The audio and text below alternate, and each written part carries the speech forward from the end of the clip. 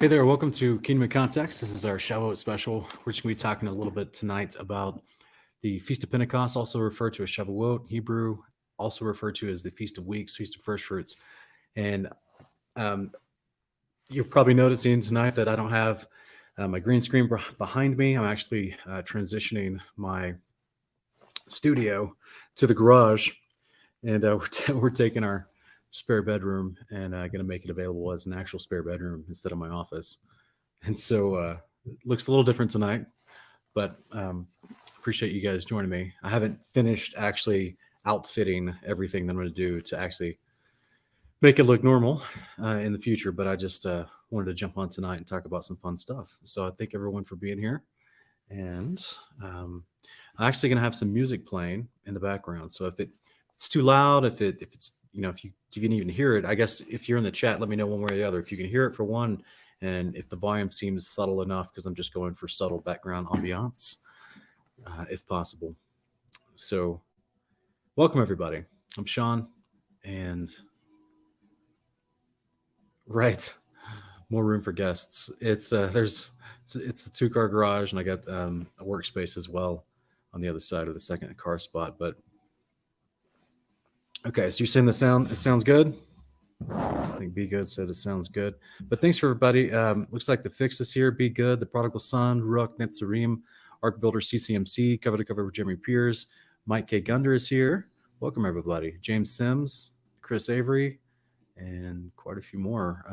Jeremiah 1516 is back. Rachel Sung, Controversy of LOA, Mama Novax, Love Ya. All right, welcome everyone. Welcome, welcome.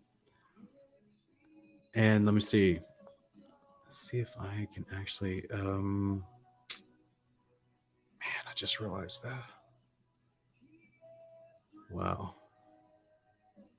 I just realized that I'm on my laptop. Um, I'm on my laptop, and my files, my files for all the scriptures and slides that I made are on my desktop inside. So I'm gonna have to go and I'm gonna have to go and transfer them real quick. This is what happens when you do an impromptu show. Guys, if you like, please talk amongst yourselves. Give me just a few minutes, and I will. I've got to go transfer these slides so that I can access them from my laptop real quick. So I apologize, and I'll be right back.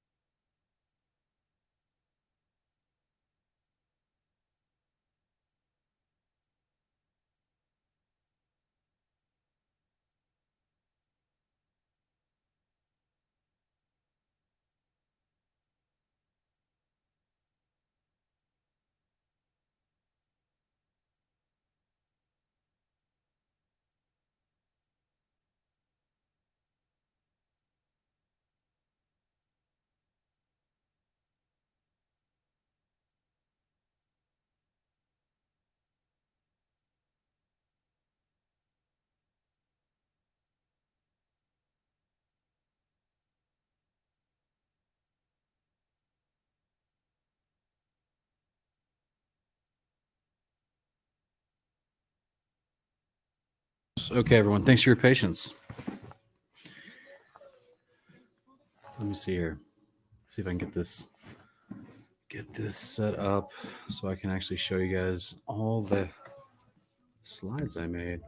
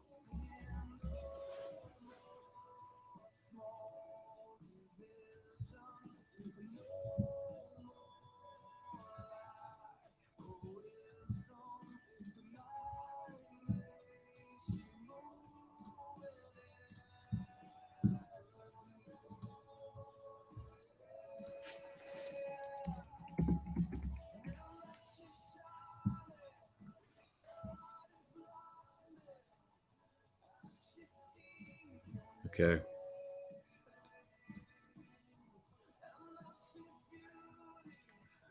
Let's see if it'll let me do this.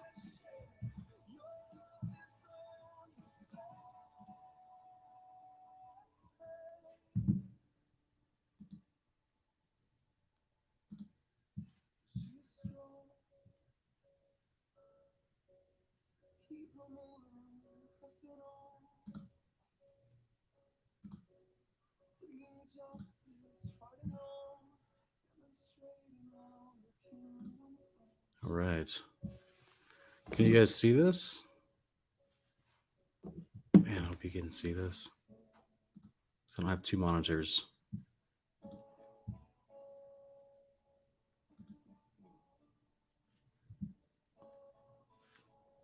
I don't know if they can see this. This is rough. This is rough. No, they can't see it. Okay.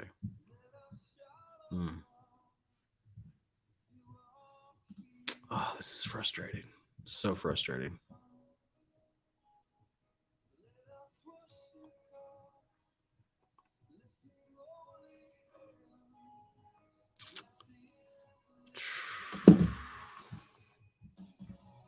This is frustrating. Well,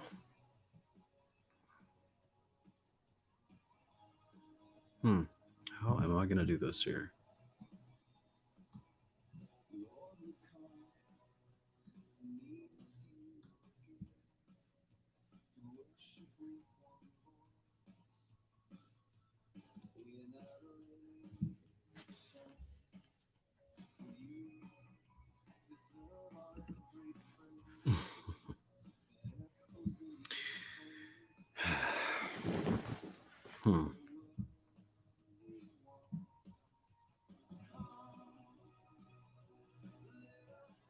All right, well, I guess it's not even going to let me open up a second screen side by side. There it is.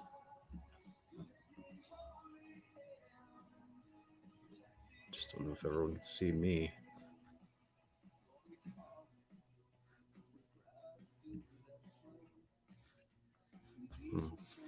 Sorry, guys.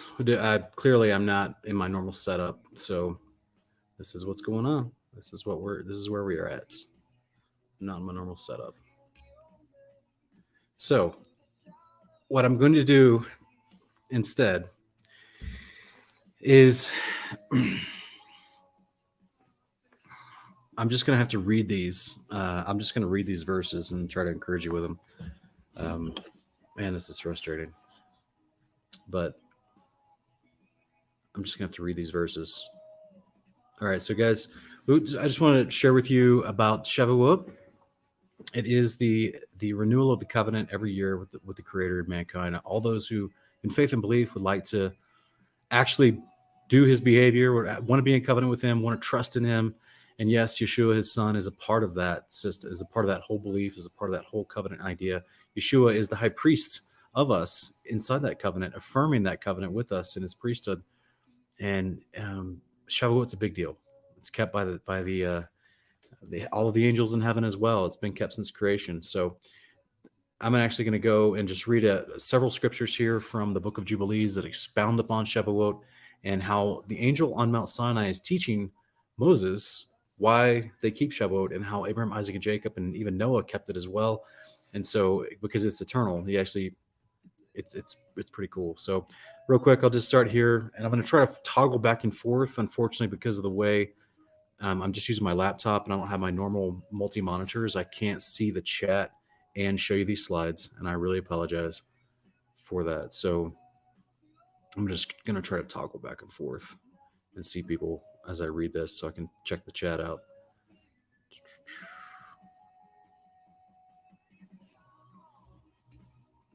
If it lets me do this.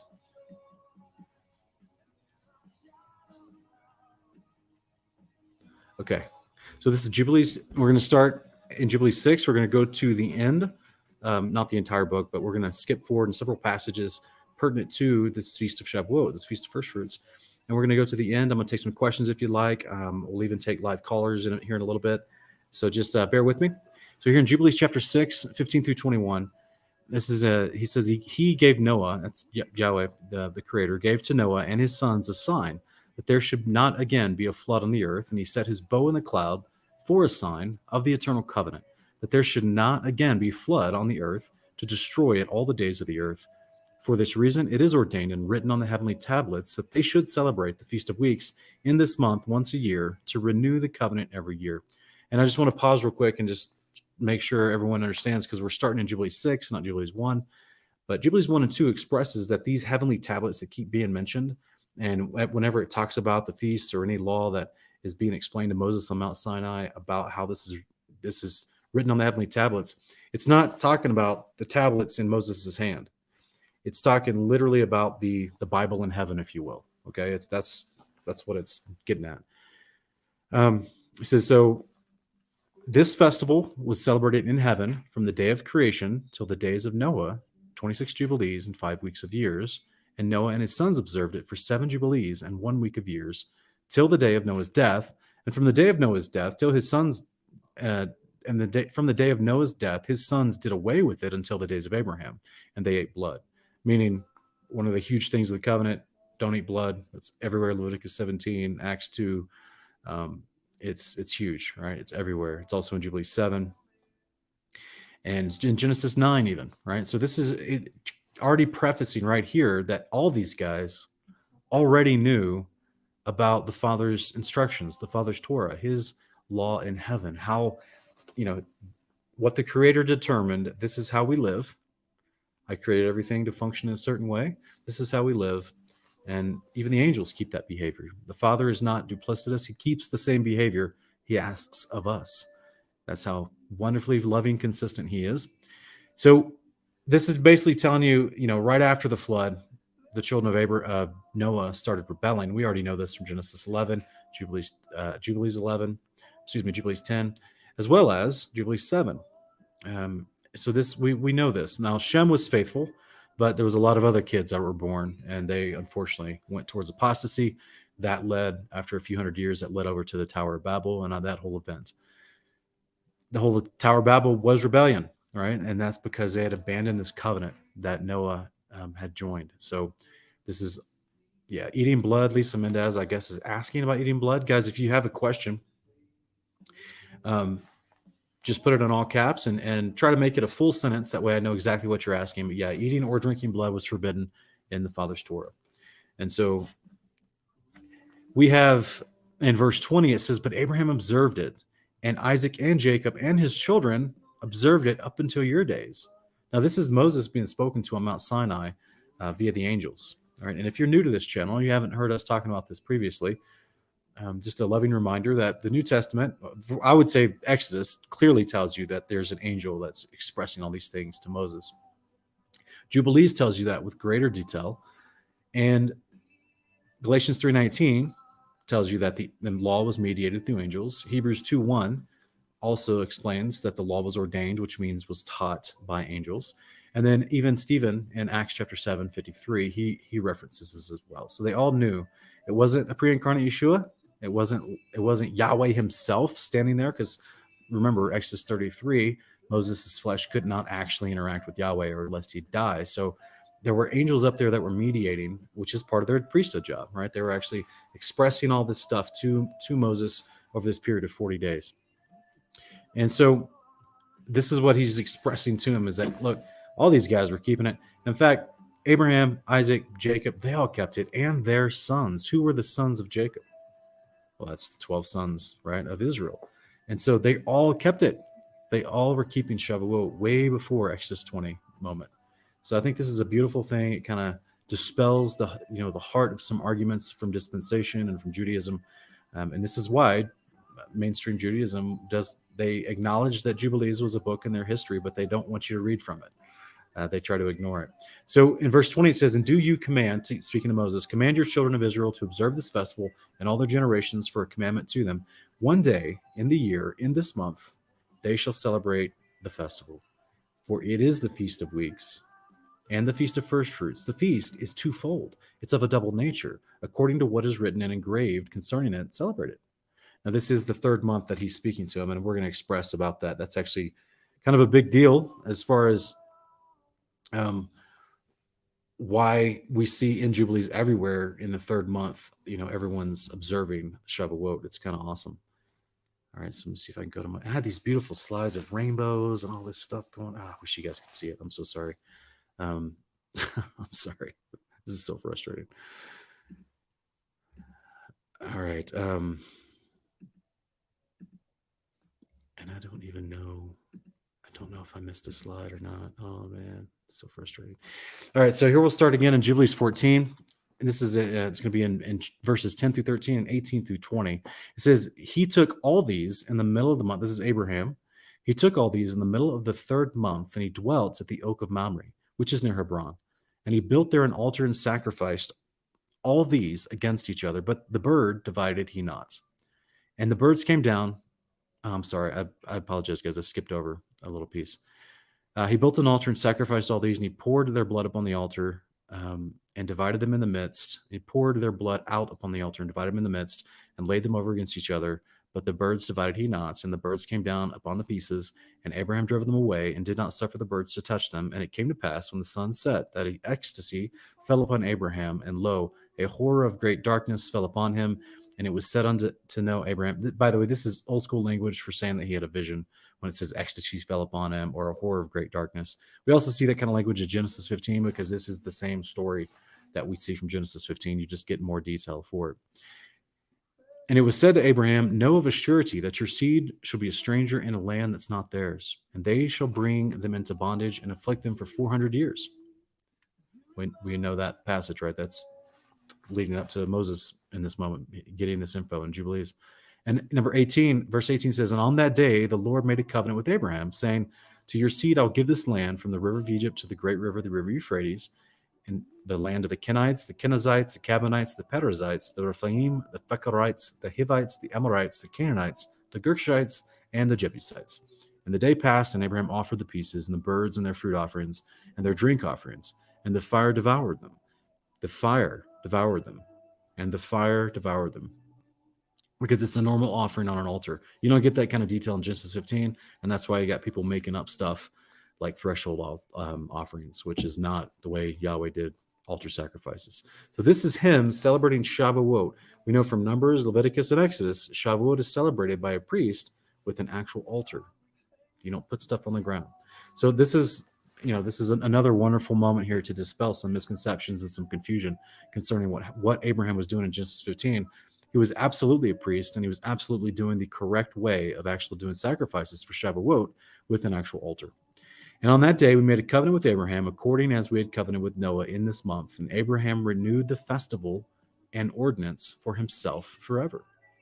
So this is to let you know that Abraham is renewing the Shavuot festival and this instruction forever. So he is excited. This is why it's called a renewal of the covenant, right? This whole festival is called a renewal of the covenant. So here's a question, guys.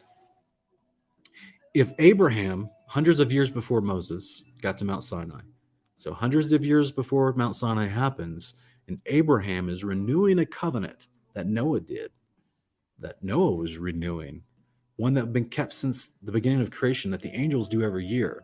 So if on earth mankind are renewing that covenant by reaffirming they want to be inside of it and be obedient to the terms of the covenant, which are the commandments of Yahweh, then when Moses gets to Mount Sinai, is that a new thing? Is that a new covenant? Is that a special moment that is different from anybody before? It was a wonderful moment. Don't get me wrong. There was lots of angels show up, the cloud, the fire, the voice of the Lord making people tremble, the mountain shakes. Like, don't get me wrong. It was a special moment. He had just brought them out of bondage, like he promised Abraham earlier. He brought them out of bondage, and after hundreds of years, and is trying to lead them into not just freedom to govern themselves, but also to be able to keep the commandments of the covenant, to renew this covenant.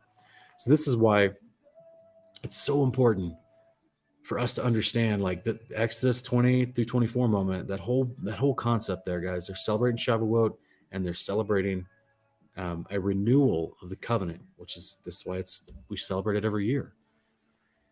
So with that said, let's go to Jubilees 15.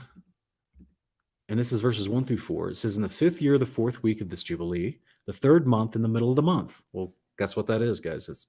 We know it just honed us in on Shavuot. It says, Abraham celebrated the feast of first fruits of the grain harvest. So he's telling you right here, it's in the middle of the 3rd month. It's going to get more specific on actually which day later, but he's just telling you right here, it's the middle of the 3rd month. So every time in Jubilees that you see, they're in the 3rd month, in the middle of the month, we know there's something special happening here. Verse 2 says, he offered new offerings on the altar, the first fruits of the produce to the Lord, a heifer and a goat and a sheep on an altar as a burnt sacrifice to the Lord. Their fruit offerings and their drink offerings he offered upon the altar with frankincense. And the Lord appeared to Abraham and said to him, I'm God Almighty. Approve yourself before me and be ye complete, or be perfect. Meaning, keep the commandments to the end. That's what that means. And I will make my covenant between you and me, and I will multiply you exceedingly. So this did Yahweh literally show up? So the same creator of heaven and earth that said he can't show up to Moses because no flesh could see him and live. We see language like this where it says the Lord appeared to Abraham. Is it really? Is it the Lord? This is angels, guys. Just like the guy literally talking to Moses in this moment, explaining to him, angels are showing up to everybody. This is literally their job, to show up, Hebrews 1:14, with their ministers sent out to help those who are inheriting salvation, which is mankind. So this is where an angel shows up to Abraham, and this is a special moment on Shavuot. And this is what I'm trying to draw everyone's attention to. Colleen's asking where we're at. This is going to be in Jubilees 15, verses 1 through 4. Jubilees 15, 1 through 4. Thanks, Wes Blaze, for helping out in the chat. I really appreciate that. So this is a huge deal. Like, we're going to start seeing this pattern of Shavuot and angels showing up to the patriarchs. It's kind of a big deal. Let's keep going, okay? So here in Jubilees 22, verses 1 through 5, it came to pass in the first week of the 44th Jubilee in the 2nd year, that is, the year in which Abraham died, that Isaac and Ishmael came from the well of oath to celebrate the Feast of Weeks. That is, the Feast of the First Fruits of the harvest to Abraham. So this is twice now in the book of Jubilees, chapter 6 and chapter 22, where it tells you that this festival is on one day, and it's every year, and then it's a twofold festival. It's also called the Feast of Weeks and the Feast of First Fruits. So we have two confirmations in the same book, right? It's letting you know that this is what it is. It's actually also in Numbers and Deuteronomy and Leviticus. You just got to piece them together so you know what it's saying. My wife and I have done that in previous kingdom portions, but I would not really focus on that right now. We're going to go on to some other concepts. But it says Abraham rejoiced because his two sons had come. So Ishmael and Isaac show up. This is great, right? Isaac and Ishmael are keeping the Feast of Weeks, the Feast of First Fruits. Ishmael is keeping the Feast of First Fruits. He's actually coming back to see his father for a feast day. So just in case you're wondering, like, oh, what happened to Ishmael, right? He's serving the Lord, guys. He was taught Abraham how to serve the Lord for 14 years before he and his mother were given the boot by Sarah. So it actually tells you later when in Jubilees, it tells you later, I think it's in chapter 29, that when Abraham, no, it's in chapter 22.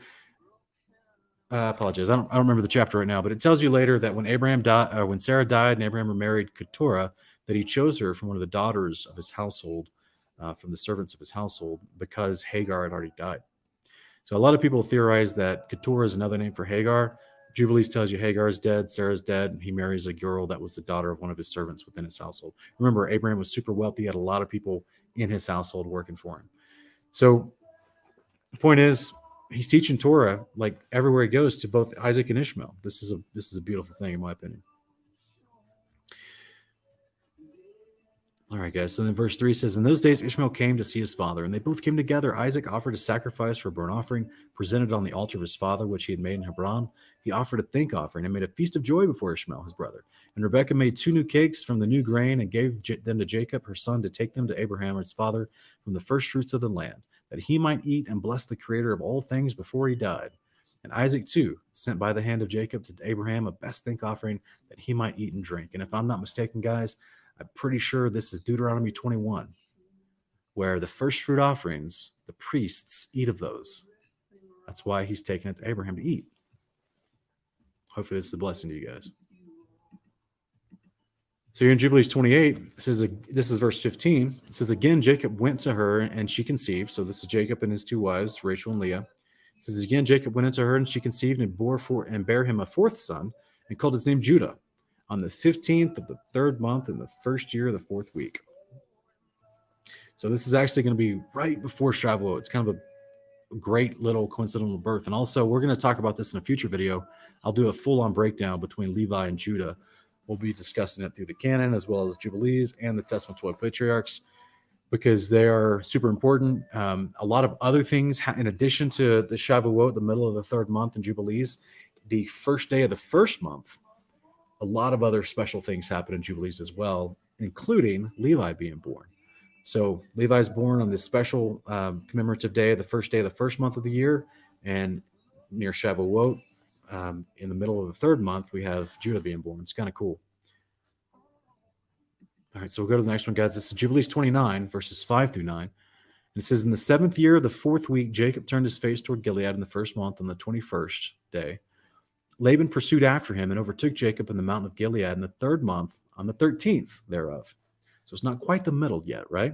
And as verse 6 says, the Lord did not suffer him to injure Jacob, for he appeared to him in a dream by night.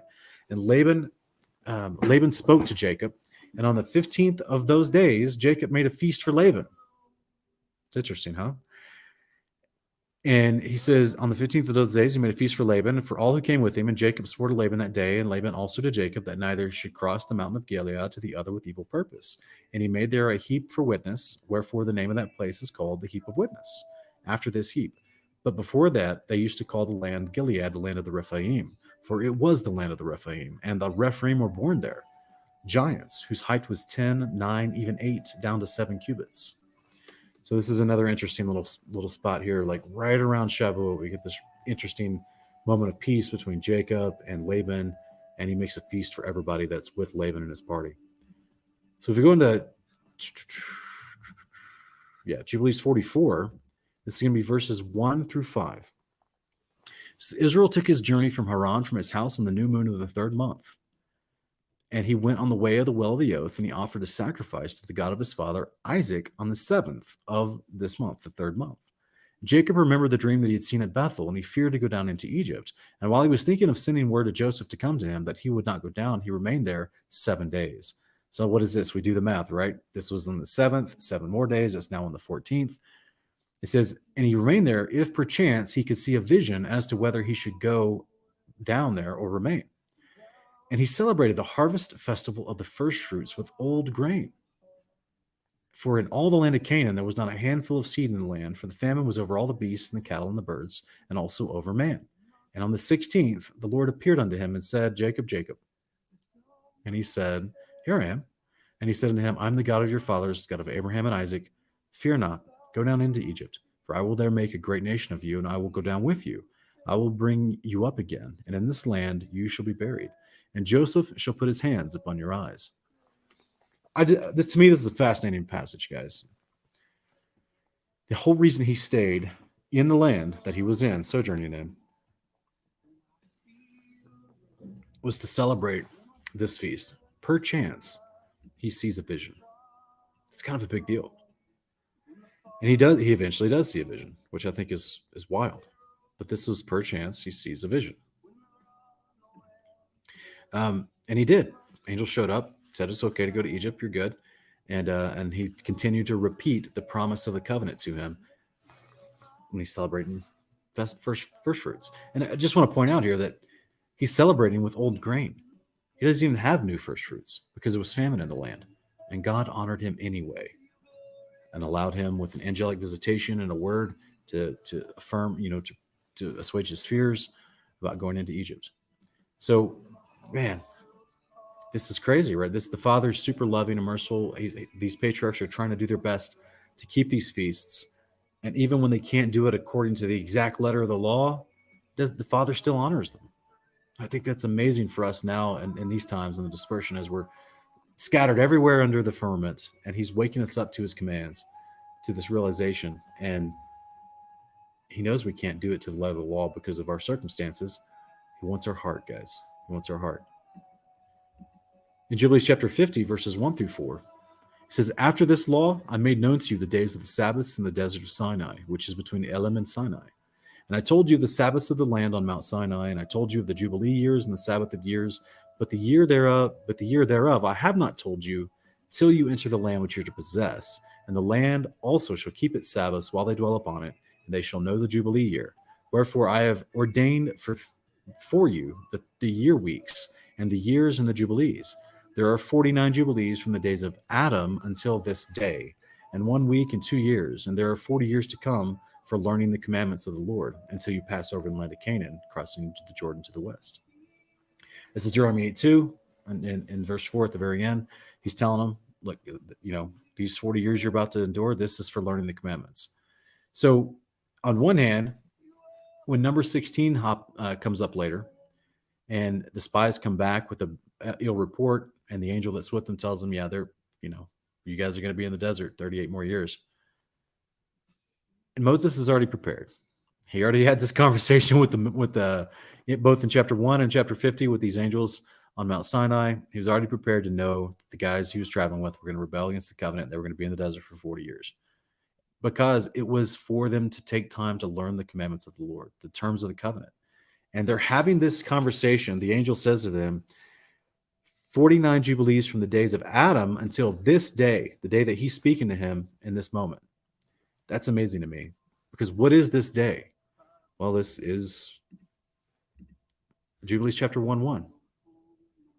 It came to pass in the first year of the Exodus of the children of Israel out of Egypt, in the 3rd month, on the 16th day of the month, God spoke to Moses, saying, "Come up to me on the mount, I'll give you 2 tablets of stone of law and commandment, which I've written, that you may teach them." What do we read back in Jubilees 44?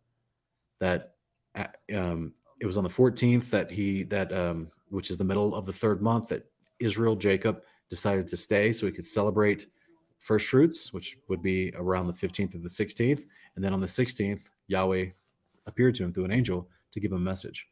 So on the exact same day, in the exact same festival, in Exodus 24:10, we also have angels appearing to Moses on Mount Sinai and telling him to come up to the mountain and have a message for you. So the Father, he really wants to communicate with us, and he can at any point, don't get me wrong, but there's something unique and special about these feast days where there's all types of angelic visitation that goes on. And this is where Jacob knew this so well that he actually was like, yeah, I'm going to hang out here and celebrate harvest of first fruits because I might have a vision. And he did. How do you get a vision? Well, usually an angel shows up, right? He did. That's amazing. That's how predictable it can be. And this is something that I've been trying to not figure it out, but I've just been trying to process this idea for several years, as long as I've been studying Jubilees. As it opens up all these other verses I've been explaining from Exodus, Leviticus, Numbers, Deuteronomy, and you start to realize how big of a deal it was. And then in Acts 2, the famous day of Pentecost in Jerusalem with the disciples, guess what?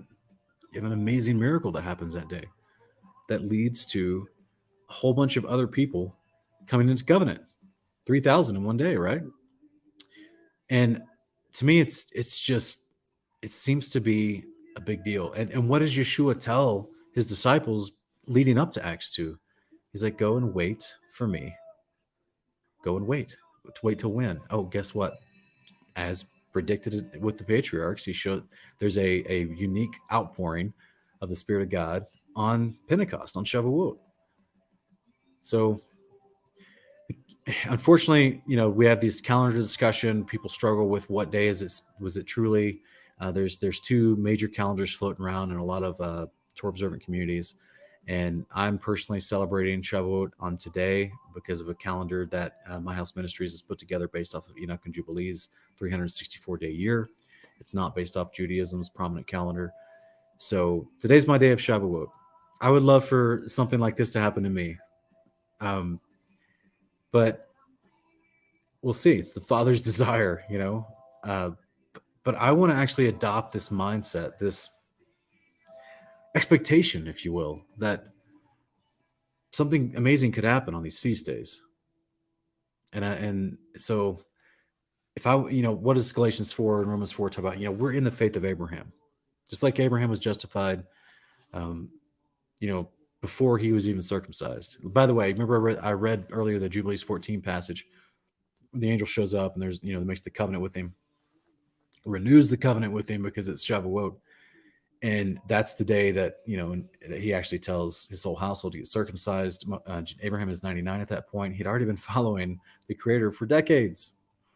He's already in covenant. So we're in covenant, following the Creator in the faith of Abraham, discipling after our Messiah, Yeshua, because he had the perfect behavior of the covenant that we can learn after, and the heart of it too, right? So I don't think it's improper to have an expectation that, the Father did it for these guys. They were willing to follow his commands, and to the point where they knew, okay, well, this is the most likely time that I'm actually going to have angelic visitation happen. We know that's still a reality today. So I don't know. I've been praying about this praying is the wrong word. I've been contemplating this for years, right? Of is it even possible that I can know exactly a day that most likely that an angel might show up with an answer to one of my prayers, or just as a word of encouragement, or what, so I'll keep you guys updated. I mean, rarely do you get these things on camera, right, in HD, but if that ever happens, it would be interesting if it actually happened on one of these days. Now that there's a large group of believers across the world that are calling to mind his commands and realizing, all right, there's these feast days all throughout the year. So it just makes me wonder, when people do see angelic visitation or they claim to see an angel or whatever, I wonder if they knew the calendar, if it would line up with one of these feast days. Just a thought. I'm going to put the call-in link in the chat for anyone that,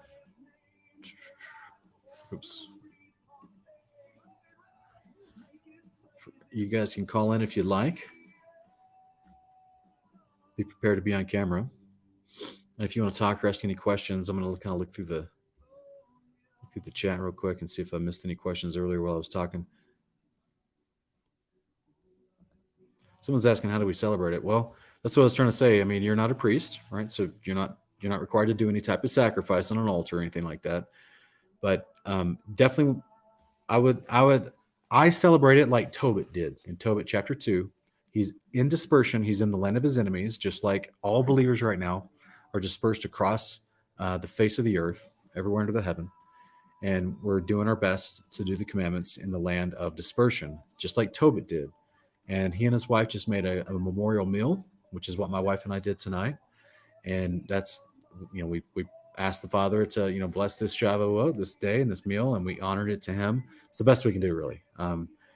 If you have first fruits and you want to go and donate them to someone that, might have need, or if there's a local food bank or charity, or, it depends on how you want to do that.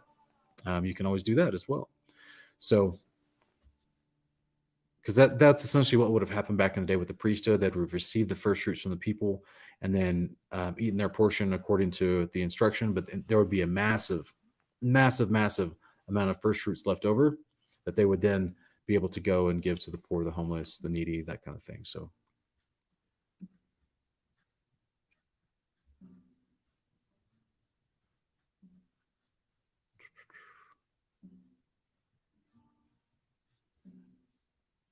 In fact, guys, if you remember in 1 Corinthians chapter 16, let me go there real quick and let me show you how Paul was trying to celebrate first fruits. This is in 1 Corinthians chapter 16.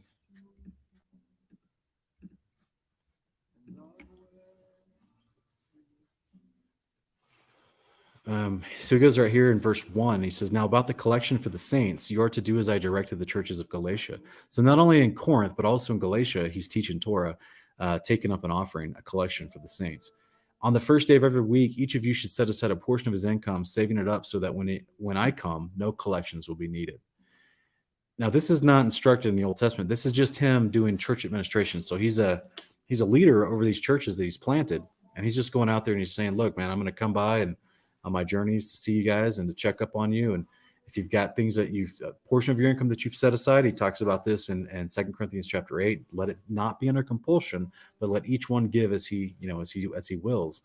But he's saying for those who are willing to give and are want to do it, first day of every week, take the collection and make sure you.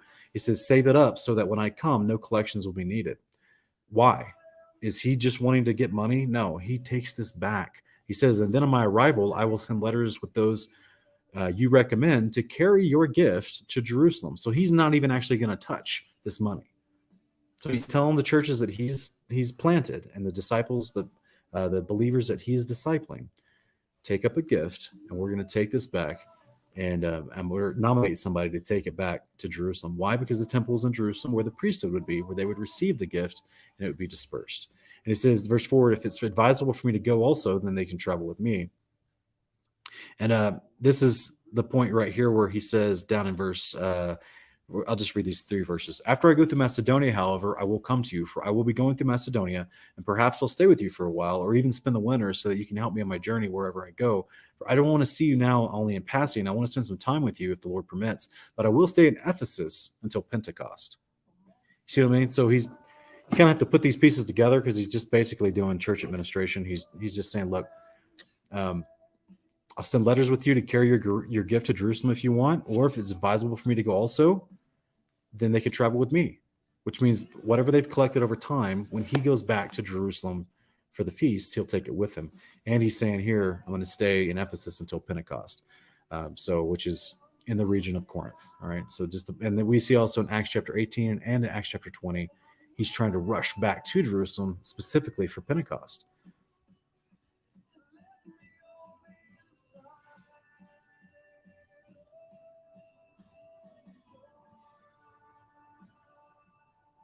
Lisa Mendez is asking, Holy Convocation is eternal feast for eternity, right?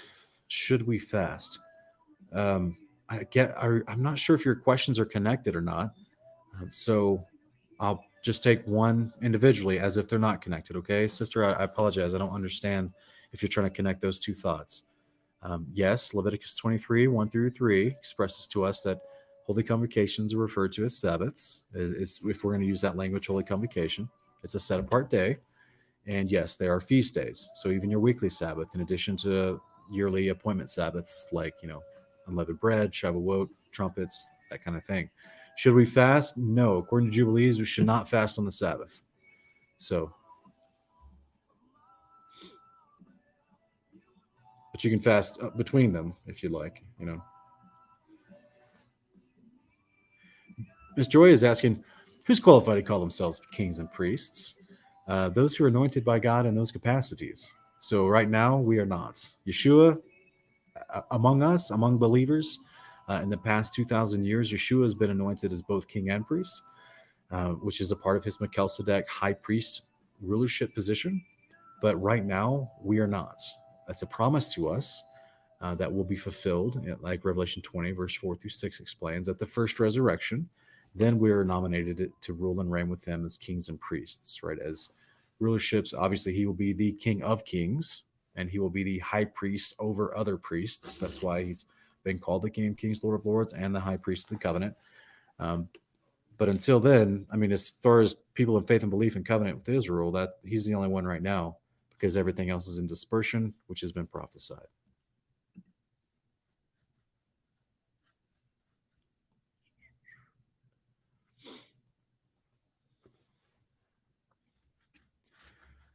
All right. Hello, Indo. How you doing today, brother? He's asking, is Colossians 2:17 in reference to the resurrection? So let me see here real quick. Let's go to, I can't, oh yeah, I can't put it on the screen. I'm sorry, guys. I can't put it on the screen for everybody. I'm just going to read it, though. It says, well, let's start in verse 16. That's kind of the famous little passage right before it.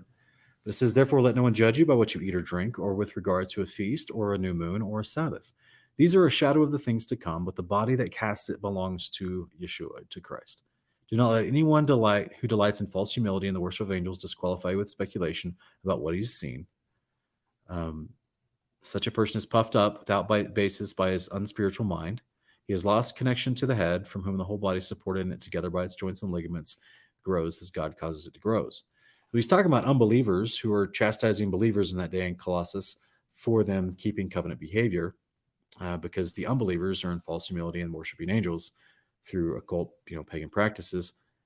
But you're asking, your question specifically is it in reference to the resurrection? I guess you're meaning the shadow of things to come.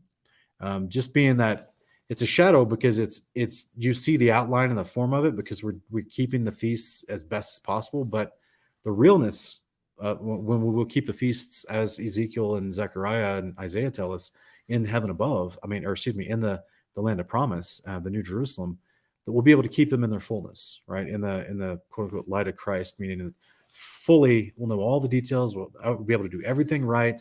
We'll be able to literally sit with Yeshua in honor to the Father, to have this meal and celebrate it properly.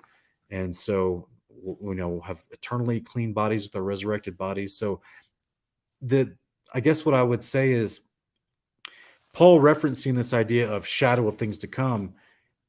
Yes, the resurrection is included in that assumption, but it's also about getting to the kingdom, to where we can practice these fully, and we get into the new covenant where his laws are written on our heart, on our new incorruptible bodies' hearts, so that we do them faithfully and perfectly. And the circumstances of where we live will allow us to do them faithfully and perfectly.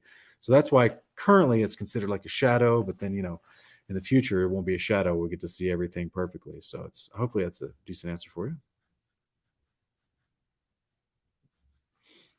Ruach Natharim is asking, what's a Jubilee? It's certainly, it's going to be 49 years by counts, and then the 50th is a celebratory year.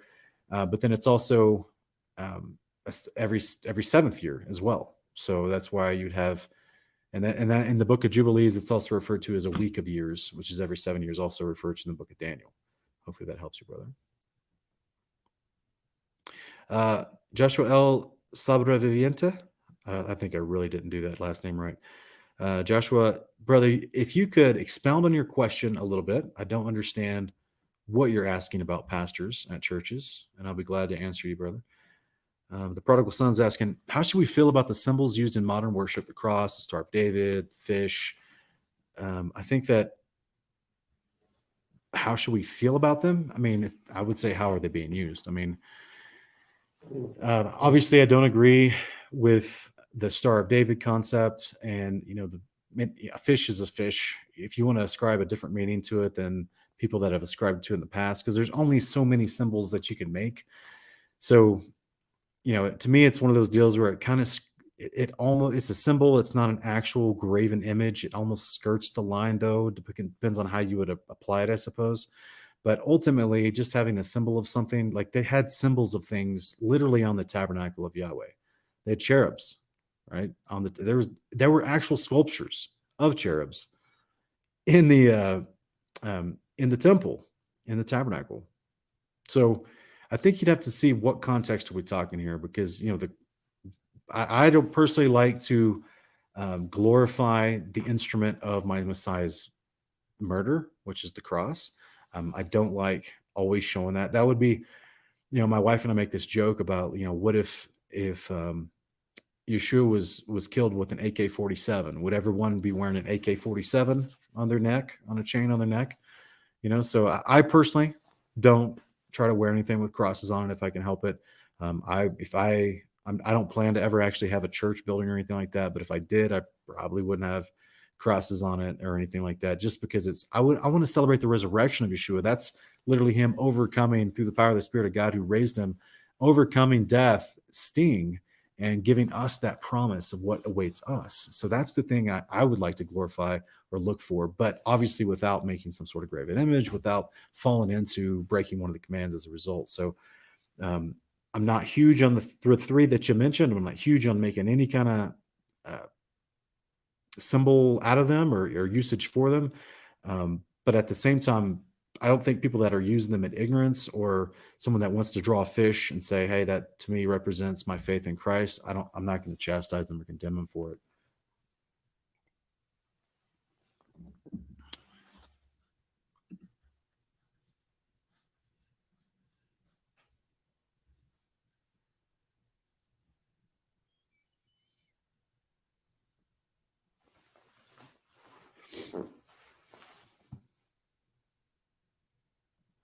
Yeah, emissary of him. I totally understand. Like there's certain symbols specifically that are used in witchcraft. But I think the thought what we're trying to get at here is if a child is drawing a star on a piece of paper and they're trying to draw a nativity scene because that's all they know is they think for whatever reason it's a special moment when Jesus was born and the three wise men who followed his star in the east and they want to draw a star to represent that. They're not practicing witchcraft. That's what I'm saying. The context matters. We can't just um yeah, I would say we have to tread wisely in what we're calling witches and witchcraft, because these are natural symbols the Father created to begin with. So if we're not ascribing occult meaning to them and actually using them in occult practices, then these are things that the Father made. So He made everything to be good, until it's perverted with bad practices. So I think we have to be wise about some of this stuff. Okay, thank you, Joshua, for clarifying your question. You're asking, how are pastors at churches chosen? Is it God who chooses them? Usually they're chosen through a qualification process whereby they have approved themselves to whomever is the board of deacons at the church, that they know their stuff and that they agree with the theology that board of deacons agrees with, usually within whatever denominational association they're a part of. So that's the most common way. Other times, pastors will choose themselves by starting their own small church and growing it from there. Um, is there a moment where the Father shouts from heaven or an angel shows up and says, shall be a pastor, start a church? No, no one has ever claimed that. This is why we have in Second Timothy and in other places in First Timothy, and we have this general idea of, we see the disciples and Paul later evaluating who could be a preacher, pastor, teacher, or deacon, an elder. They had to be qualified, studied, and approved in the Word of God. And so obviously today there's a lot of pastors that become pastors or appoint themselves to be pastors that may not fit that qualification, but that's just the unfortunate reality of where we live, because we're so far removed from the first century disciples, because they all got persecuted to death. And that was what Rome tried to squash, that process of making sure you're passing on sound doctrine through disciples choosing people that were qualified. So now, the people choosing now may not be qualified to be choosing, so it's kind of a weird thing. Lauren Mack is asking, have I ever done a teaching on the genealogy of Yeshua? I have a friend who claims there are discrepancies between Matthew and Luke 3. Thank you.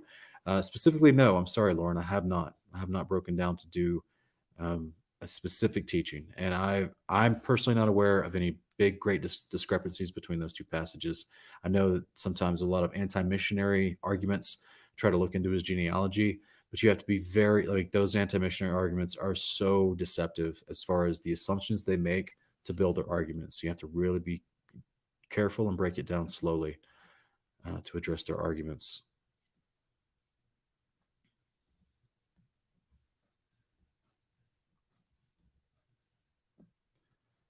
Okay, guys, if anyone does want to call in, here's the link in the chat. Let me see here.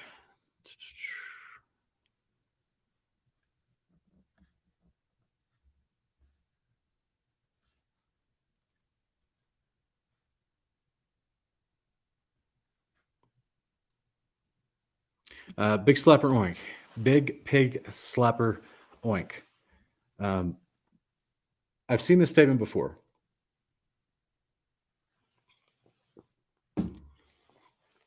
There's a passage that makes it seem like this statement could stand alone, but then there's literally dozens of other passages, both in the Old and New Testament, that would tell us that this statement that you're quoting from does not stand alone. We can be taught and led through the internal witness of the deposit of the Holy Spirit to guide us into truth. But the Father himself, so the same person that claims that his Spirit will guide you into all truth, like 1 John talks about, also tells you that he has appointed men to teach his word. And specifically, he started with the priests. You can go back to Malachi chapter 2, verses 4 through 7. And he talks about how Levi was appointed to be priesthood. That's actually in Jubilee chapter 33. And that they were supposed to be the mouthpiece of God who was teaching truth and righteousness to the people. Just like we read earlier from the passage I read from Jubilees 1, Moses was called up to the mountain through the angels by the fathers to give these information so that he may teach them to Israel. So every prophet, including Yeshua, and the disciples who were been taught by Yeshua in order to teach sound doctrine, all of them were trained to learn sound doctrine and therefore teach it to others. This is a part of discipleship. So no, we don't rely on man, but man is a part of the process that the Father, the creator of heaven and earth, and his Son approved and used that process to pass on truth and sound doctrine and teach it. So that's a really important thing. We have a caller calling in. This is Joshua. Hey, brother, welcome. Hey, God bless you, brother. God bless you. What's up, man? How you doing? Hey, good. Here, excited to be with you guys again. Yeah, welcome. Listen, I have in my head, I have like thousands of questions, but I'm trying to, write them down and be asking you little by little. Okay. But let me ask you probably two of them today. Okay. When I used to go to churches, or when I used to see pastors, right? They normally says, the Holy Spirit revealed it to me, and they start giving you a teaching, right? Right. But yet it's out of context, right? Right. But they say I prayed, I fast, and everything, very very holier thing, But yeah, they make it sound like they can't be wrong. So do you remember the passage in Scripture that tells us how to test those claims? That if it says no, it's on what? Not on top of my head right now. It's okay. It's gonna be Deuteronomy 13 and also Deuteronomy 18. So if you have anyone that claims he's getting a word for the Lord or a vision from the Lord, a dreamer of dreams, and he's leading you away from the covenant, then because the covenant has terms that define the covenant, and those terms are the commandments of God, which is sound doctrine and truth. So if he is teaching anything that he claims he got from the Lord that is that's contradictory to the actual commandments of God, the instruction of the Creator, then we know that he didn't really get it from God. He may be, like chapter 18 talks about, he spoke presumptuously, and we shouldn't have to listen to him. Right. And so can I say that it was in a spirit of error that is giving that information? Or it's definitely error. I mean, it could just be his zeal and his desire to think that, his desire to think that he's got something, saying so, but it just depends on, that's why we have the test to check it. You know what I mean? That's why we have this wonderful big book of Scripture that we can actually check. Is this guy teaching what's in this book? Believe me, I've been in a lot of services like that, where someone suddenly oh, I got a word from the Lord, and they're saying some stuff, and I'm like, okay. Well, they didn't get it from if it contradicts the words through the prophets, then they did not get it from the Lord. They're just speaking presumptuously out of their own imaginations. Right. It's just probably human knowledge, right? You study and you misinterpret, right? Right. Okay. And another question. What does it mean when it says that the letter kills, but the Spirit gives you life, something like that? The letter resurrection kills you? Yes. So the letter of the law, which is something that Paul also refers to in Romans chapter 6 and other places, that when you transgress the law, then there's consequence that comes with it, which is death, right? It's Hebrews 9:26. and other places, Deuteronomy 4. There's other you translate Ezekiel chapter 18, Ezekiel chapter 20, verse 18 and 19. Anyone that sins, that transgresses the commands of the covenant, shall die. That soul shall die. Right. So the letter, knowing that we're all, Romans 3:23, we're all sinned and fallen short of the glory of God. So that's why he's referencing the letter does kill in that metaphoric speaking. The letter does kill, but the spirit gives life, because that's what raises you from the dead to give you eternal life.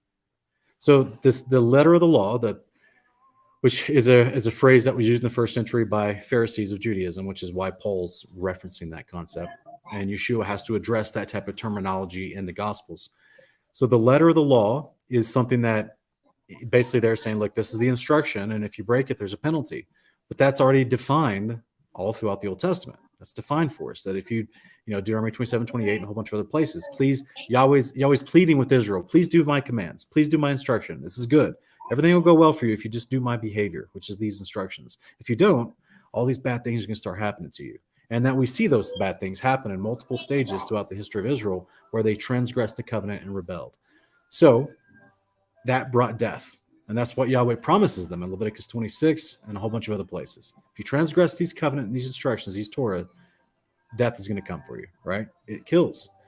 Right. This is what Paul talks about in Romans 6, where he's like, well, look, sin is birthed in me because of it, the law taught me what coveting was. But that's why he goes on in Romans 7 to talk about, who will save me from this body of death? Because he talks about his struggle with sin, at the end of Romans 7.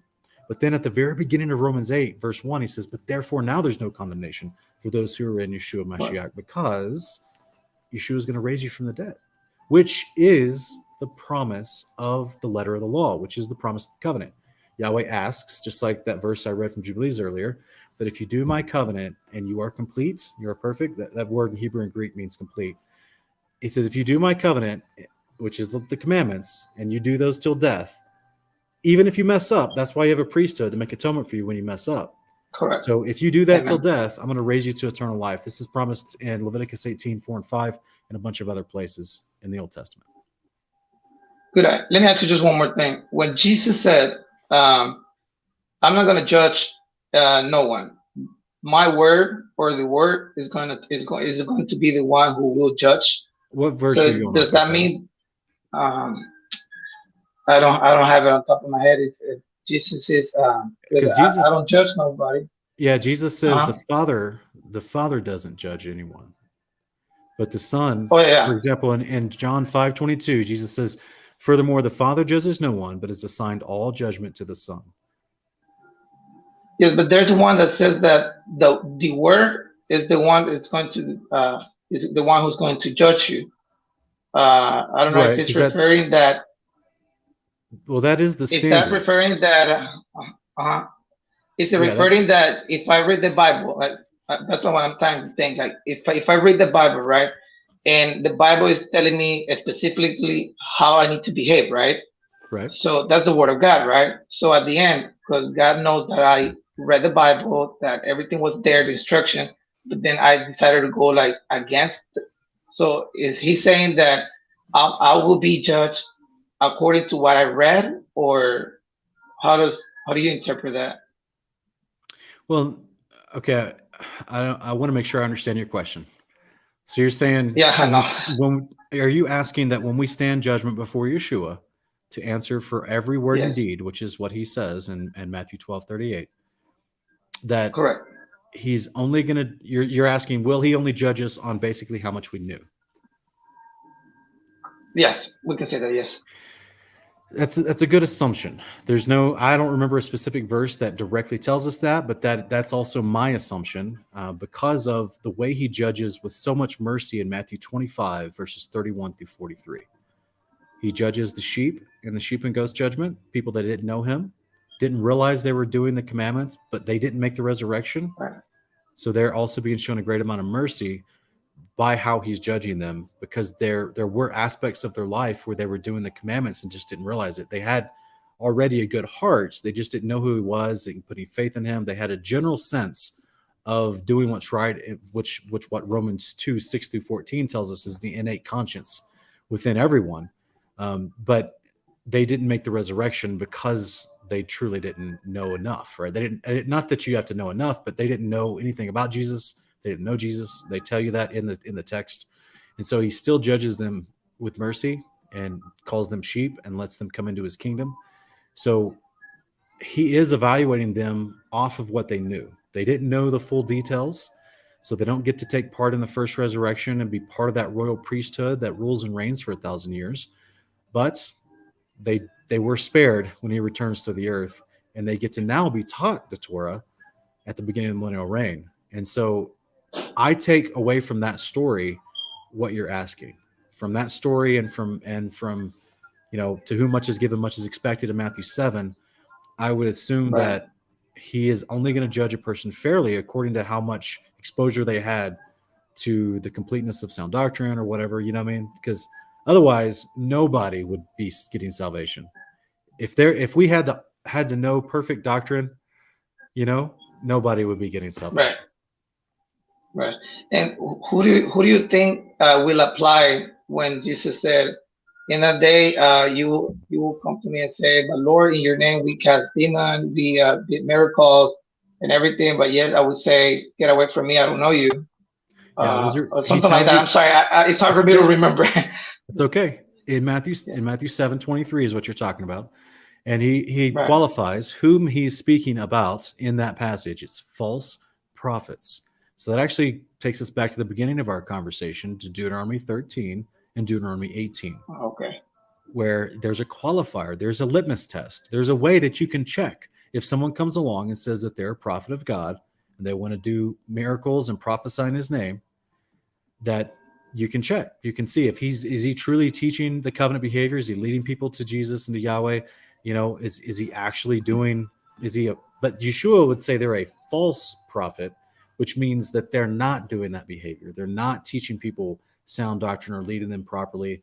So there's a qualifier there, and really boils down to is understanding the definition of the word prophet in the Old Testament, so that you can know why he calls them false. You know what I'm saying? It's not just the average person. It's not just the average person. Right. So it is possible for some. All right. So it is possible for someone who is able to perform miracles and everything, but still yet teach like false doctrine, right? Well, remember that miracles, like with Yeshua, when he did miracles and he would tell people, according to your faith, it's done unto you. You see what I mean? So the miracles can happen even if the teacher sometimes is bad, but the faith of the person coming forward to ask for that miracle is good. So the Father is not going to he's so merciful. He's so loving. He'll still give a miracle to someone whose heart is right, even if they are standing in front of a charlatan and they don't know it. Does that make sense? Right. So this is where, this is why we do rely on Yeshua to be able to judge the thoughts and intents of the heart. He'll be able to be the one that weeds out who was a false prophet and who was a true one. Okay, perfect. Thank you, brother. Hey, man. Hopefully it was decent for you. I appreciate you calling in. No, it is. It is. Thank you. All right. Continue having a wonderful day. You too. Bless you. Bless you, brother. All right, guys. Let me see here. I think there were some questions. We're at an hour and 14 minutes. I'll probably shut it down soon.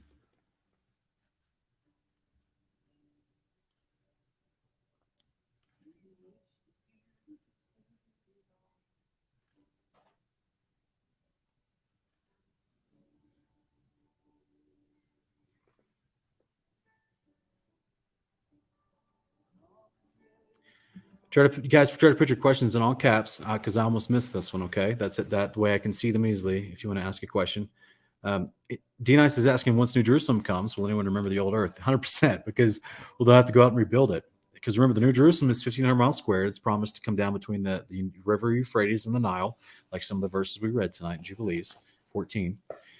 It's also in Genesis 15, Genesis 13, and I also believe in Exodus 23.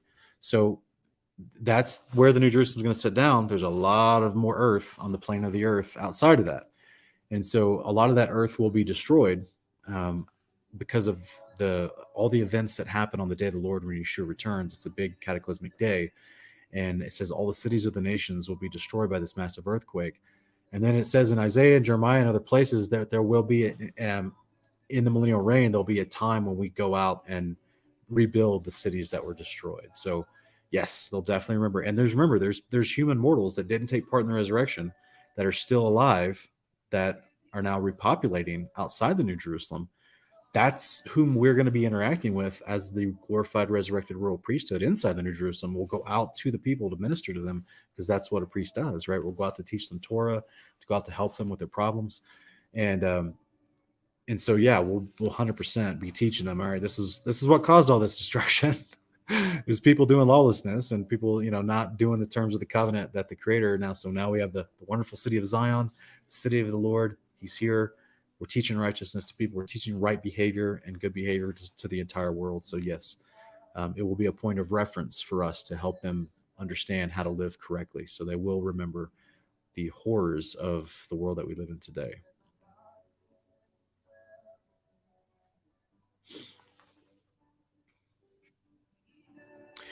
All right, Rachel Sung's asking a fun question. This gets brought up sometimes during Shavuot talks. She's asking, in Joel, the Joel prophecy in Acts 2, was it fulfilled that day in Acts? Well, Peter says it was. How? Well, because there's a common idiom in Hebrew culture that you see about the quote unquote last days. So it seems as if everything after Yeshua leading up to the end of millennial reign is referred to as the last days. So think about it like you're at, if you have a pie that has 7 pieces in it, and I'm just giving just very, very simplistic ideas here. If you have a pie that has 7 pieces and the first 4 are already eaten, and then the last 3, well, those are the last 3. See, the last pieces. So that's why Joel, prophesying way before Acts 2 actually happened, then Peter steps up and he's like, so today this is what the Father was talking about, that he'll pour his Spirit, your sons and daughters will prophesy, because of what Yeshua did. So the moment Yeshua started his priesthood, this is what Peter tries to expound upon in Acts 2, verses 31 through 33, that this outpouring that you see and are witnessing here today is because Yeshua is in his priesthood. Now, he references it very, very quickly, but it's there.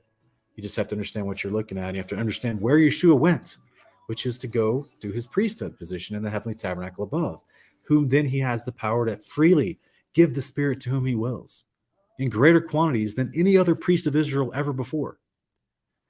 So this is why it was such a big deal that the prophets would even prophesy. There'll come a time when your sons and daughters will prophesy, and it'll be in the last days. Well, that's, if you're looking at the scope of all of human history, there's a piece of it that's the last days, and that specifically was qualified by when Yeshua would start his priesthood.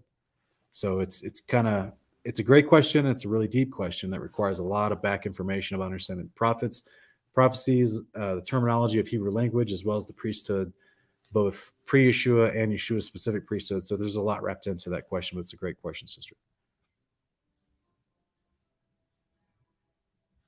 Because remember, Peter is expressing Joel 2, starting its fulfillment of that prophecy on the day of Pentecost in Acts 2. He's expressing all that to Hebrews that had shown up for Shavuot. Remember, that's what he says. They had all came for the feast from different nations that they'd been scattered earlier from the Greeks and the Romans. And Mackenzie, it also doesn't make any sense to the Creator, to the Father and the Son. That's why in Psalm 2, he says he laughs, let the nations rage in vain. It is a part of psychosis, sister, that the deception of lawlessness creates in the minds of men. It doesn't make any sense. You're right. It's wickedness. It's madness. All right, Richard Ferks, if you can, for the future, try to put your question in all caps, because I almost missed it, almost didn't see it. And that way I can easily see it and you don't get your question missed. You're asking, who are the Jews who say they are Jews but are not? Well, that's going to be people that are, in my opinion, that's going to be a part of that specific group of Pharisees that were running around everywhere in the New Testament, telling people that they needed to, listen specifically to their traditions before they could be in covenant with God. And this is what Paul addresses in a lot of different places, and then we also see Yeshua addressing it in Revelation 2. And those Pharisees, if you go through the New Testament, you track of the different places, they were following Paul around, but they were also, like Yeshua talks about Matthew 23, they were traveling land, sea, and air, not air, but land and sea, to go to different regions to make proselytes, twice the son of hell as they were, because they were going out and they were pushing Talmudic Judaism and not covenant Torah. This is what Yeshua reprimands them for everywhere.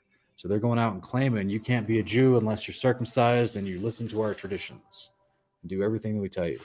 And that's what the disciples and Paul and Yeshua was constantly battling, that mentality, that little cult of Judaism. They were battling that everywhere they went. So that's the reference.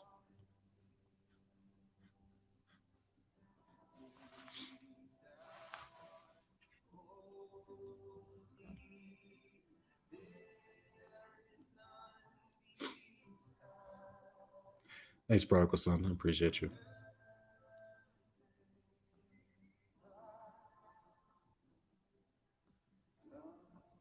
All right, Be Good is asking a question. After the resurrection at the start of the millennium, do you think his law will be written on our hearts all at once? Or will it, well, if you're resurrected, yes. It'll be at the resurrection, you get his law in your heart as part of the new covenant promise with your new body.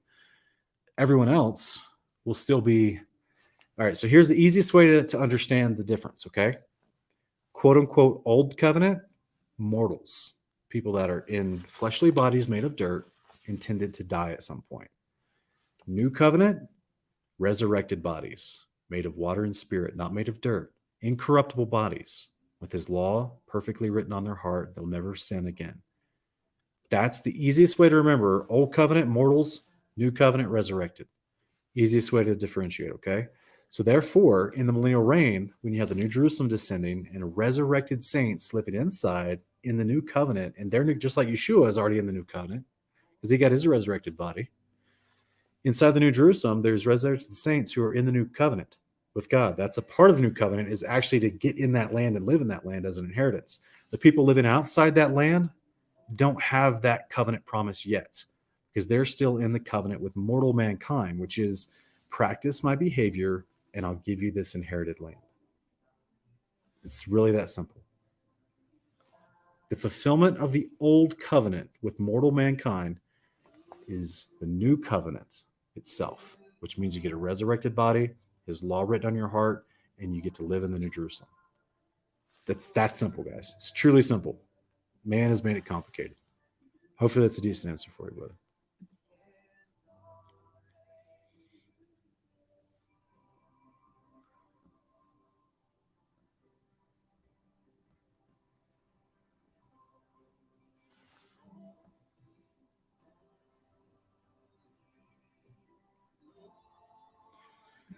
Endo's asking, why is Acts 15's letter to the Gentiles essentials not brought up in the church? Because they don't know what they're reading, brother. That's the problem. Just like you saw me expound with our brother Jeremy. Like, they've never been taught the Old Testament well enough to realize when they see commandments being taught again in the New Testament, and whether it's the Gospels or this moment in Acts 15 or Galatians chapter 6. Like they don't know the Old Testament well enough. This is the easiest way to tell if someone's actually truly learned the Old Testament. It's one thing to be able to recite, Proverbs chapter 3:2, lean not on your understanding, but I'm saying this is one thing to be able to recite passages. Jeremiah 29:11. I know the plans I have for you, prosper you to go through. Preachers cite quick little verses from the Old Testament all the time, right? It's one thing to be able to cite a passage, trying to make a point in a sermon or whatnot, but to truly understand what the book is saying and have coherency with what it's saying, they're not taught that at seminary. They're not. So when they look at Acts 15 and they see James stand up and say, all right, here's our decision. Here's what we're going to do with new converts. We're going to teach them these 4 laws of Torah directly from Leviticus and Deuteronomy and Exodus. Exodus 22, Leviticus 17. I think it's Deuteronomy. I can't remember. I think it's Deuteronomy 22. But yeah, they're literally teaching them direct Torah as a first priority for new converts, specifically ones that were in these pagan nations doing occultic practices, because that's what those 4 instructions directly relate to. But unfortunately, modern day pastors, they spend 99% of the time in the New Testament, and even in seminary, they're not taught comprehension of the text. They're not tested on comprehension of the text in the Old Testament.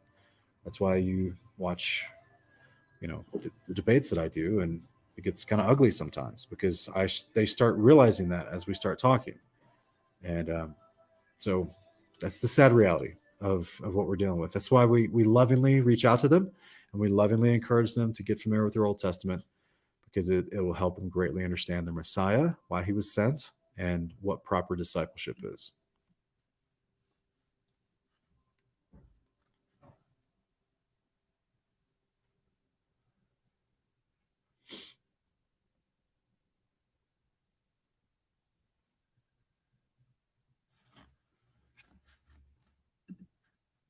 Okay. Rachel Sung is asking for a follow-up. I think there's more to the passage that she was asking about.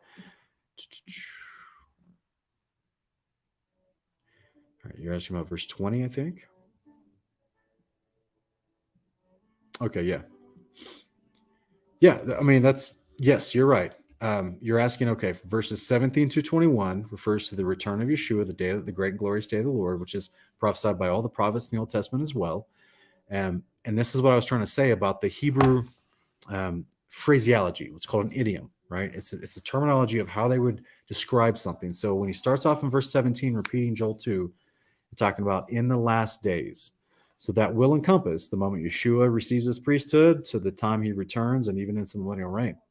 So this is why you would call these the last days. Okay. And this is why he can speak in one part of the passage about the moment that the outpouring of the Spirit starts in greater quantities in a very unique way, that because of Yeshua's wonderful priesthood, which is a special concept, which gives him greater access to the Father on our behalf and the Spirit of God on our behalf, and then also tie it up with, and he's going to return on a great and glorious day of the Lord. So yes, it can, just like in Isaiah 61, where Yeshua stands up in Luke 4 and he says, he stops reading halfway through. He says, today it's been filled in your hearing. And the very 2-3 next verses in Isaiah 61 talks about something that only happens when Yeshua returns at the resurrection. So that's, yes, this unfortunately requires, like I said earlier, sister,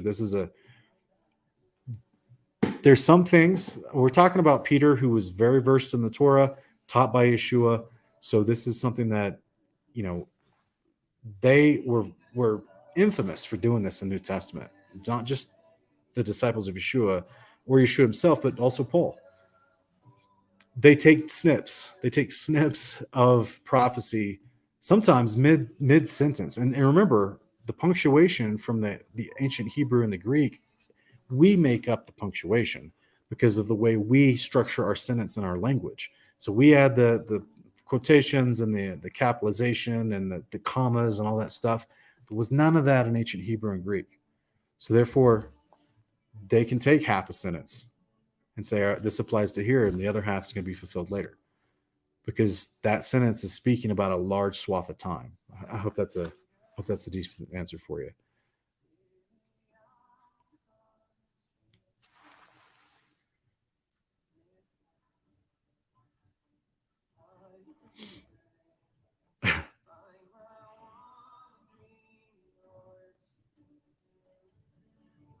All right. West Plays Music is asking, does Revelation 21:27 mean no dogs or cats in the New Jerusalem?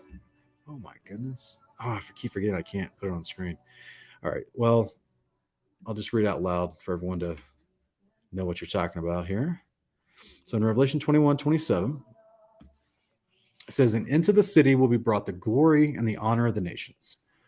But nothing unclean will ever enter it, nor anyone who practices an abomination or a lie, but only those whose names are written in the Lamb's book of life. All right. So let's go to another quick verse real quick. In one of my favorite books in the Old Testament. And I'll read this passage real quick.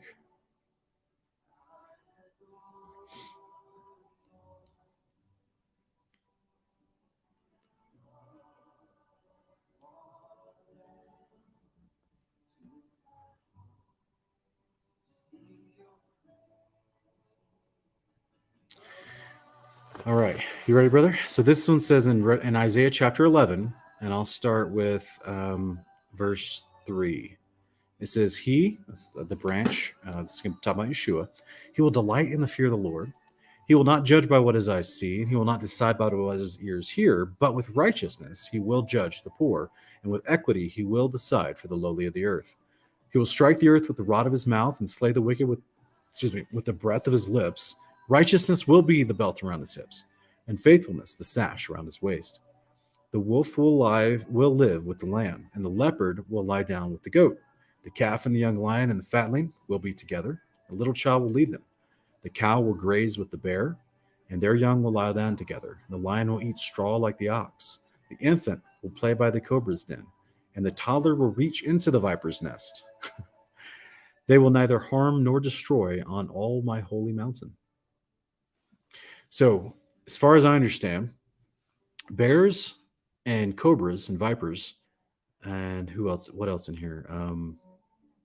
Bears and cobras and vipers, and I think also the lion. They're not clean animals.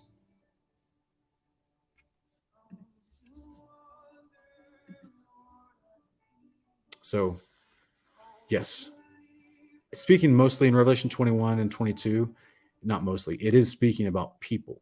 Speaking about this is the promise of the fulfillment of the covenant, which is the land of promise, which is the ultimate consummated fulfillment of the covenant. The land of promise descends. And inside is the people. There's no death. There's no dying. There's no sickness. There's no disease, right? None of that's promised for animals. That's nowhere in the covenant is any of those promises attributed to animals, because animals are a part of fulfilling the covenant in a version, for the priesthood, which is we're made into a royal priesthood. So there may be even a moment at some point where we actually participate in an actual taking of a lamb or a goat and creating a meal before the Father.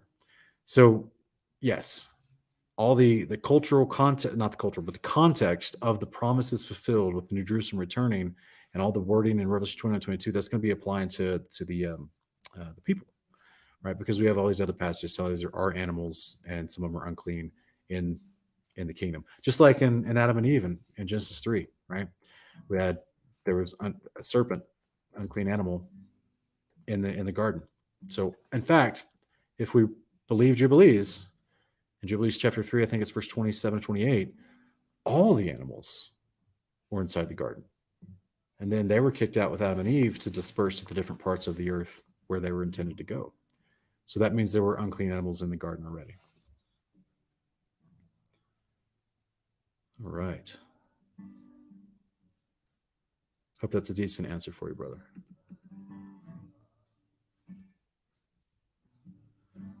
All right. Looks like Alexander Asiedo Antwi is asking, why did Jesus tell the blind not to tell anyone that he was healed by him? Well, he did this quite a few times in his ministry and in the Gospels, where he says it just wasn't his time to be revealed yet. So he wanted to try to keep his true identity as the Messiah on the down low, because he had more work to do, and he knew that the Pharisees were actively trying to kill him. So that's why he showed up to the feast in secrets, and so he showed up to a couple feasts in secret, and he didn't, and then they even ask, and during the week right before his crucifixion, they're like, isn't this the one they were trying to kill? But he's been teaching and healing people all week, and they haven't stopped him. I thought they were trying to kill him, because they were trying to kill him. So this is why he was trying to be strategic from time to time. And even I think he also says in Matthew 8, not to the guy he kicked Legion out of, that was chained up in the graveyard and having a fit, and he healed him. And then the people were amazed from the 10 cities in that region. They were amazed to come out and see that guy dressed in his right mind and speaking with Yeshua. And I'm pretty sure Yeshua told that guy, don't go tell anybody. But then he did. He went and told everybody. So yeah, he was just trying to keep it on the down low as much as possible for the sake of he had more work to do before he was to be apprehended and crucified. D Nice, we've actually done a video on this since the beginning, brother. Since the very beginning. In fact, if you can actually look in the Greek, or the actual Greek, and if you go to blueletterbible.com and you go to Genesis chapter 1, verse 29 and 30, you'll see where the English translators inserted the article to, right? The word to. So in those passages, the Creator is telling Adam, I've given you the shrub, the tree, the green herb, and all these animals that he lists off. But in the English translation, it tells you, oh, and then to the animals, he says. So it by inserting that to when it's not in there in the Greek text, it infers that the Creator stops talking to Adam and then starts talking to these animals. But that's not what Genesis 1:29 and 30 says. From the very beginning, in fact, I even read the verse tonight at the beginning of this broadcast in Jubilee chapter 6. From the very beginning, animals, there were unclean and there were clean animals. That means certain animals are for eating and certain animals are for not eating. From the very beginning, this is how you would know which animals to use in an actual first fruit sacrifice. So what do we see in Genesis chapter 4 with Cain and Abel bringing forward first fruits of their harvest? They're bringing forward a sacrifice. They had to bring forward what's clean and what's not clean. The Father's ways are consistent throughout all of history. So that's why I read of that passage in Jubilee chapter 6. It says, even the angels in heaven have been keeping the feast of Shavuot, the feast of first fruits, in heaven since creation began. Please go back and read the entire chapter of Jubilee 6. That means they're also knowing in heaven which animals are clean and unclean and using the clean ones appropriately to create meals before the Father for feast days. Hopefully that's a decent answer for you, brother.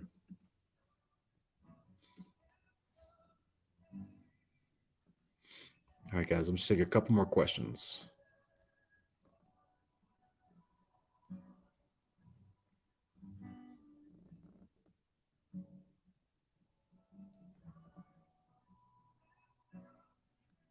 All right. Bill Will is asking a question. ZZ's on the four corners of our garments.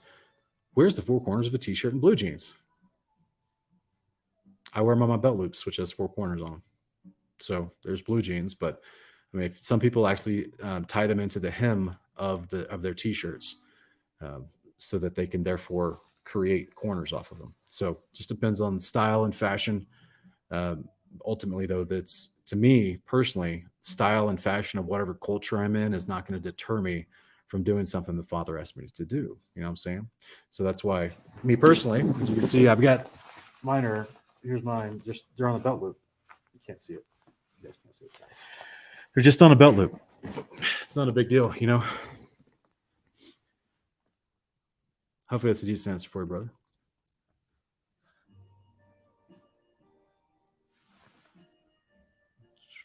All right, I'll take one more question, guys. I gotta go hang out with the wife and enjoy Shavuot. Looks like Commando 777 is asking Revelation 14:11. The smoke of their torment ascends forever and ever. They have no rest day and night. Can you explain this verse? Yes.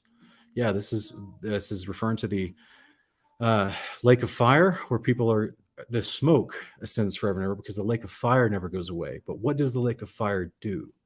Matthew 10:28, Yeshua, our Messiah, tells us the function of the lake of fire. It destroys both the body and the soul. So the existence of the lake itself never goes away. It's a lake of fire. That means there's going to be smoke that rises forever and ever, meaning that this place is a place of eternal finality. It's never going away. It's actually, according to Enoch and other places, it's in the New Jerusalem, comes down with the New Jerusalem, and it's in this valley right next to the throne of Yeshua. He oversees it, right? Because it's a place that can even destroy angels. So that's why Yeshua says that this is a big deal, right? It's not the first death that you're saved from. It's the second death. This is what the promise of the covenant that gives you eternal life keeps you from the second death.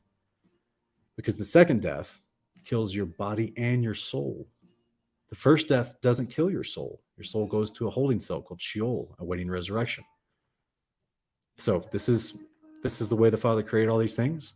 The actual lake itself is not going away, but it's in existence today in the firmament above, in the New Jerusalem above. It's not here on the ground yet, but it will come down with the city, and it will be a valley where this lake is that is full of fire. It changes the nature of angels to destruction, as well as destroying the soul of mankind, as well as the body, because it's fire. So that's why the smoke ascends forever and ever, and their torment, there is no rest night and day. These are idiomatic phrases used all throughout Scripture to express something that has finality. That just like the worm that never dies, the fire that's not quenched. So this is trying to say that the things that are being thrown into this location are destroyed completely. That's the idea of those idiomatic phrases. Okay. Because to have rest from some sort of torment means that the torment stops, if that makes any sense, or that the process by which you're being tormented somehow stops. But the lake of fire exists forever, and Yeshua tells us what happens when the soul and the body are thrown into the lake of fire. They're destroyed. They don't get reanimated like some video game to be physically tortured over and over. If the body is burnt in the lake of fire, it doesn't come back to life just to get burnt again. Does that make sense? It's a place of final destruction, complete annihilation. So this is something that the Catholic Church has grossly misrepresented to scare people and to malign the judgment of God and make him look like a horrible person. So hopefully that's a decent answer for you, brother. Guys, I really appreciate everybody showing up tonight. And there's links below. If you like what we do, check them out. And other than that, I hope you guys all have a good Shavuot. All right. And hopefully next time you see me, I will actually have this, instead of being in my garage, instead of being in the garage, I'll hopefully have it outfitted to look like my studio again, so that it won't be this rough. Appreciate you guys. Love everybody. We'll see you next time.